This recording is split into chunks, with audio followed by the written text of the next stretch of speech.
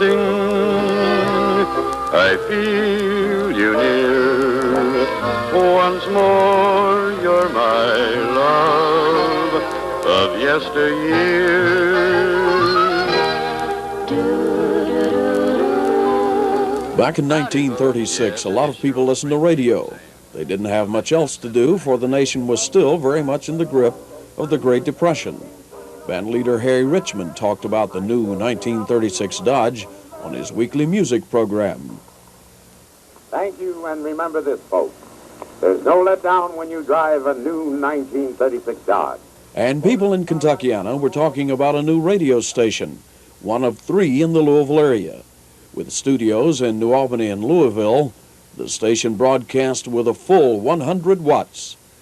It was founded by Adolph Zoller and C.L. Harris Sr. Mr. Arch Harris of New Albany, an insurance man, conceived the idea and got an FCC license for a 100-watt daytime-only station based on the unit system, which allocated new stations by the states according to the power. After less than 4 months of broadcasting, the new station was destroyed by the 1937 flood. But it was rebuilt, and in 1939, Steve Cisler took over as president and general manager. Cisler got his start in radio in 1926.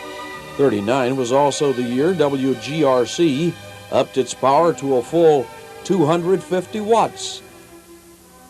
After I got hold of the station, I increased the power to 250 watts full time.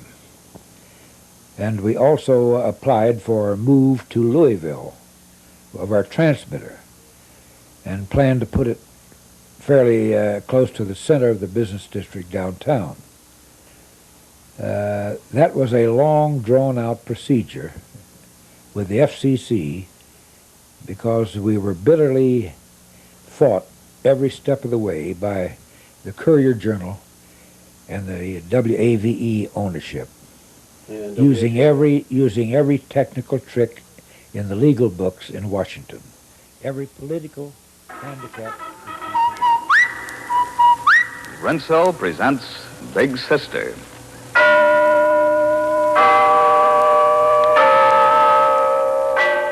1939 was also the year WGRC became an affiliate of MBS, the Mutual Broadcasting System. And we had excellent coverage.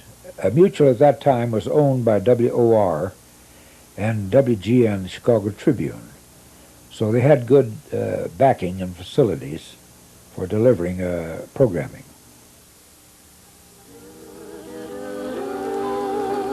Howdy, folks. Yes, sir, this is your old friend Singin' Sam. So let's just settle back and reminisce a bit. What do you say, huh? In 1940, Jerry Fordyce got his first job in radio at WGRC. Steve Cisler remembers that Jerry had a fine voice, but his duties as an announcer were cut and dried. At that time, when we were licensed to Indiana, we had to give 51% of our station breaks in Indiana, not Louisville. So we had to hire an announcer to sit in a little studio in New Albany, and on the hour and half hour, he would simply say WGRC New Albany. And that was my first venture into the business. I almost left it because I got bored after that, just pulling down a switch and giving a station break. I had no thought of entering broadcasting at all until one of my special English teachers said that I should somehow use my voice to make a living. And I said, how do I do that? She said, have you ever listened to the radio? Well, of course I did on a daily basis. And I really tried for a long time, many months, to get in the business, and finally got that $12 a week break to make station breaks. Marie Eades went to work for the station in June of 1945. She had just graduated from Ursuline Academy. Mother and I were shopping in Louisville. We passed WGRC, and I said, I'd love to work in a radio station. And she said, why don't we go in? Went in, introduced myself, said I was going to graduate. I'd be able to work in a few days. And they said they needed someone in continuity. So they gave me some commercials to rewrite and to bring back in a few days. So I went home, and I didn't have a typewriter, and went to my girlfriend's house and rewrote the commercials and typed them, took them back and got a job. It was the most exciting thing that ever happened to me in my life.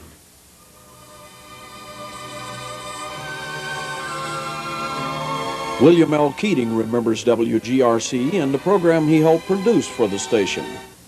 I always had a certain feeling for that station, especially when they broadcast from such nightclubs in Louisville and fed it into the mutual network like, the Club Madrid and Iroquois Gardens. Some of the top bands in the country were carried over that station and fed into the mutual network, and I was a little bit proud of Louisville and a station that would promote things like that.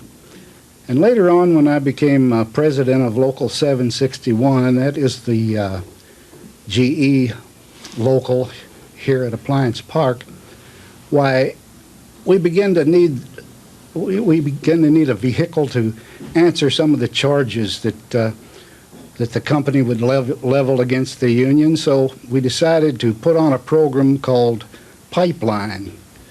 Pipeline was on daily at 6 o'clock. And here's one of the bumper stickers that were pretty prevalent at that time. Most of the cars of the 15 or 20,000 people that worked at GE would have that bumper sticker on. WAKY disc jockeys got their heads together. And they all agreed. In 1958, the station was sold to McClendon Broadcasting. The format was changed from one of variety to one that featured a new form of music. Some people called it noise. Boy, that was some experience, because when they came in, one of the announcers came in the control room and handed me 2 stacks of 45s about that high. And they said, when we give you the cues, said you start playing those, and said, when those are worn out, said you let us know, and said we'll get you 2 more stacks just like it. Well, I think we wore out 3 stacks just like that. Well, and it was that Purple People Eater Meets the Witch Doctor. And I dreamt about that song every night when I went to bed. I'm not kidding you. It gave me nightmares. Took you a while to forget that one? I haven't forgotten it today. It was a full 24 hours of that piece of garbage. For a long time, yes, waiting to get the call letters changed from WGRC to WAKY. I've been in Cleveland. A fellow named Carl Shook. Both of us had worked for WGRC. Carl went to Detroit, and I went to Cleveland.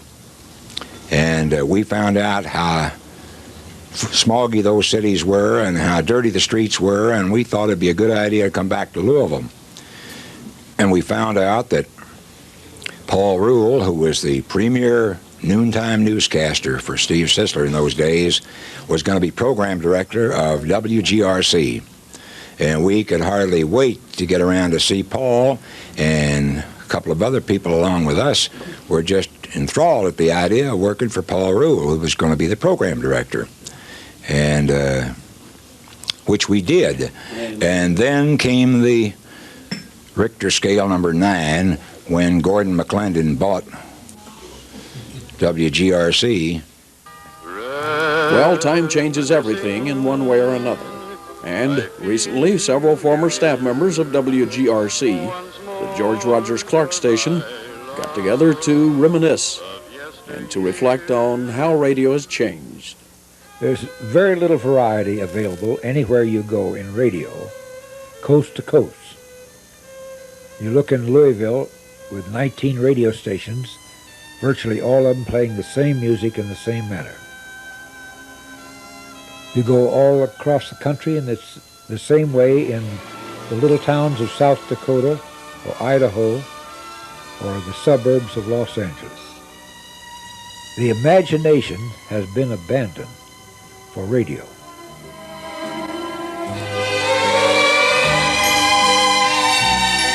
So thanks for the memories, Steve, Zack and Rosemary and Bill, and everyone that worked for that little radio station that thrived during radio's golden era. I'm Marvin Marhofer for Kentucky on a Sunday.